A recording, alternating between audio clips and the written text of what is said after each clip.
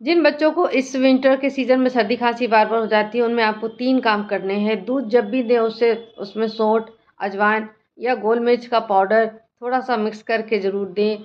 नाक में उसके सरसों का तेल, सड़बुंदू तेल, अनु का तेल या कैस्टर ऑयल किसी भी एक की 2-2 ड्रॉप नोज़ में यहाँ पर लगाएं। इससे बहुत फ़र्क पड़ता है। थर्ड एस्पेक्ट, पानी गर्म ही लेना है। फोर्थ एस्पेक्ट, उनके खाने में मेथी का सेवन ज़रूर रखें। ये शरीर को अंदर से गर्मी देता है और कफ एंड कोल्ड की प्रॉब्लम काफ़ी कम हो जाती है।